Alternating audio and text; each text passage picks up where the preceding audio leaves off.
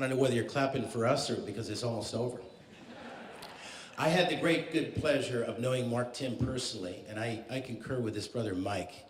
I haven't known any NHL professional athletes, or I haven't known any professional athletes, but I knew Mark, and he was, without a doubt, the greatest natural athlete I had ever met. And I think, you didn't get into it, Gil, but I think he ended up owning a golf course, which is what the fifth sport that he got into in later life. The guy was just outstanding. But that's neither here nor there, because I'm here for another man. And I do know that we're the last tandem before cocktail hour. So I will make it fast, very fast. In fact, fast is an apt description of David A. Tyler III. He was Hall of Fame fast. He was tirelessly committed, and he was an exceptional mentor.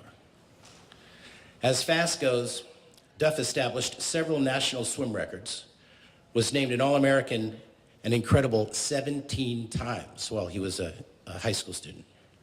He was New England champion regularly. He held combined hundreds of age group records, pool records, school records, and team records throughout his career.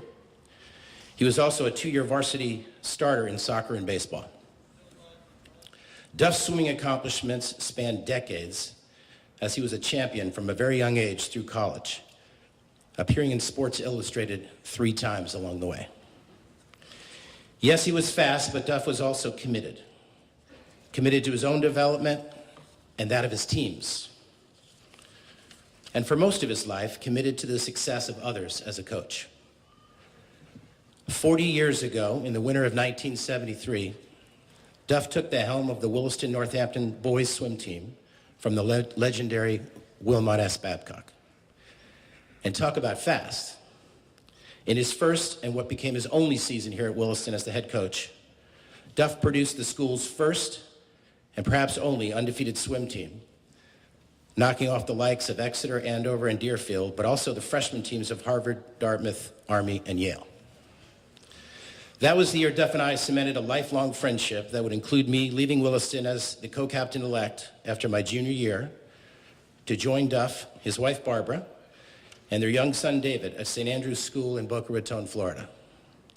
We were also joined by 2 other Williston swimmers, Tom McDonnell and Matt Paget. Duff and Barbara actually let me live with them that year in their faculty home, rent-free, which allowed my folks to afford the tuition. Duff's head coaching success continued for the next 3 decades, during which time he amassed an astounding 627 wins, culminating with the St. Andrew's School pool being named in his honor at his recent retirement. But beyond being fast and committed, Duff was a mentor of the highest order. There were literally thousands of kids that today are young adults and even middle-aged adults who owe their strength of character, singularity of purpose, and desire to be better to Duff. In many ways, he has nurtured a generation of successful, confident young people imbued with a taste for success, competitive zeal, and most importantly, sportsmanship. As you will see shortly, Duff is a charismatic, caring, and accomplished individual whose first love is helping others fulfill their potential. It is often said that to take the full measure of a man, you need to see how he has influenced others. Duff has spent a lifetime succeeding in making others better. Truly a life well lived. At this time, I'd like to read a letter that was sent to me to be shared with you all today. It's from Elias Scott McQuaid, Rye Beach, New Hampshire, to Duff. First, I want to let you know how I'm truly disappointed that I cannot be there to do the honors of presenting you to the Williston Northampton Athletic Hall of Fame. What I would like to share with all those in attendance today is the impact you had on my athletic and academic life. From the first day we met back in 1969, I had an instant respect for your athletic accomplishments throughout your swimming career. I fondly remember getting study help in your apartment at Ford Hall and the wonderful spaghetti dinners we had on some of those nights.